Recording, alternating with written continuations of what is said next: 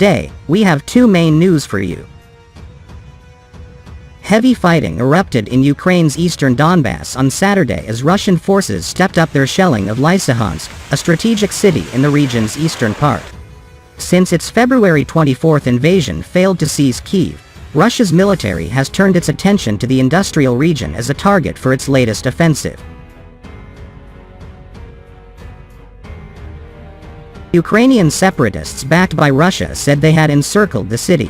Today, the Lysychansk Popular Militia and Russian forces occupied the last strategic heights, which allows us to confirm that Lysychansk is completely encircled, Andrei Marachko, a representative for the separatist forces, tells the TASS news agency.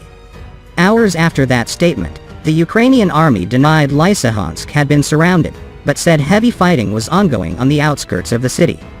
Now there are fierce battles near Lysychansk. However, fortunately, the city is not surrounded and is under the control of the Ukrainian army, Ukraine National Guard representative Ruslan Muzeychuk told Ukrainian national television, according to Reuters.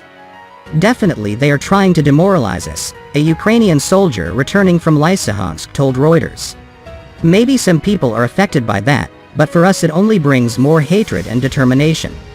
Russian forces seized Lysychansk's sister city Severodonetsk last month, after some of the heaviest fighting of the war.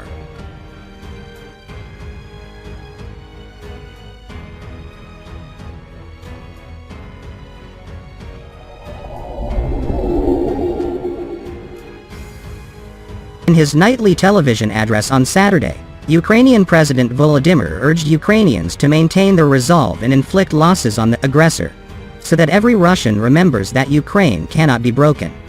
In many areas from the front, there is a sense of easing up, but the war is not over, he said. Unfortunately, it is intensifying in different places, and we mustn't forget that. We must help the army, the volunteers, help those who are left on their own at this time. Along with the Lysychansk and Bakhmut areas, the Kharkiv region is seeing some of the front line's worst fighting.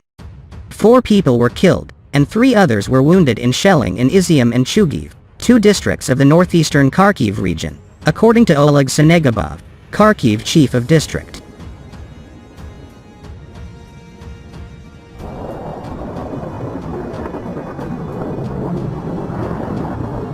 In Kharkiv, missiles hit some railway infrastructure, but no casualties were reported. The strike damaged railroad tracks and knocked down high-voltage power lines.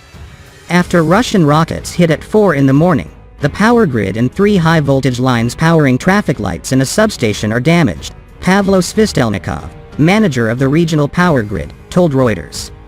Russian forces have been pounding the city for over a week, killing civilians and hitting apartment buildings and schools, regional authorities said. The mayor of the southern region of Mykolaiv, which borders the vital Black Sea port of Odessa, reported powerful explosions in the city. Russia later said it had hit army command posts in the area, but Reuters could not independently verify that report. After a missile struck an apartment building in Odessa Friday, Zelensky accused Russia of state terror. I emphasize, this is an act of deliberate, purposeful Russian terror and not some kind of mistake or an accidental missile strike, Zelensky said. The death toll in that Odessa strike has risen to 21.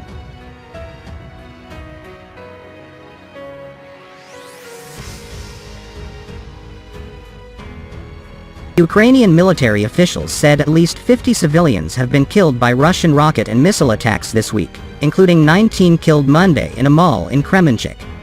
Zelensky's comments came as Ukrainian authorities released video Saturday of Russian fighter jets bombing Snake Island a day after Russia said it had retreated from the island on humanitarian grounds. Russia also launched new bus service from Crimea to newly seized cities in the eastern sections of Ukraine, according to VOA report.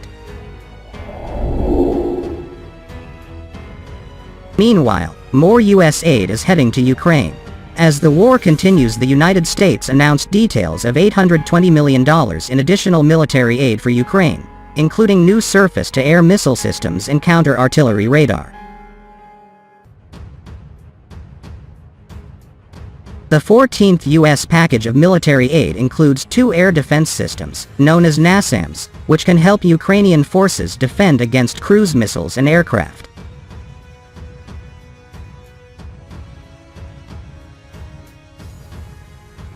Senior U.S. officials said the systems are NATO standard defense systems and are part of an effort to update Ukraine's air defenses from a Soviet-era system to a modern one.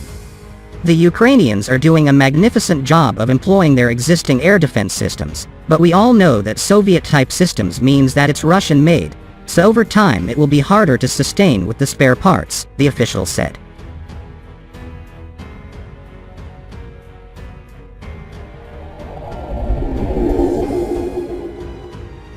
The latest aid package is designed to help Ukraine counter Russia's use of long-range missiles and follows calls by Ukrainian officials for Western countries to send more advanced weapon systems that can better match Moscow's equipment.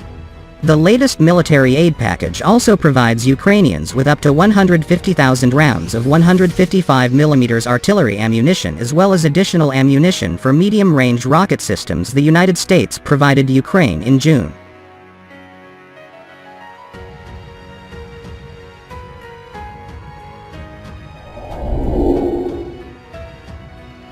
The Pentagon said Friday the Biden administration has now sent $7.6 billion in security assistance to Ukraine, including nearly $7 billion since the start of Russia's invasion of Ukraine at the end of February. U.S. President Joe Biden said at a news conference during this week's NATO summit in Madrid that the United States is going to support Ukraine as long as it takes.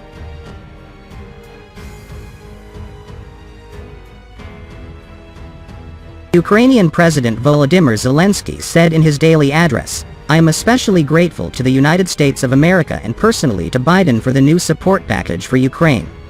We are no less actively negotiating about other new weapons from our partners. We are doing everything to break the advantage of the occupiers," he said as quoted by voanews.com.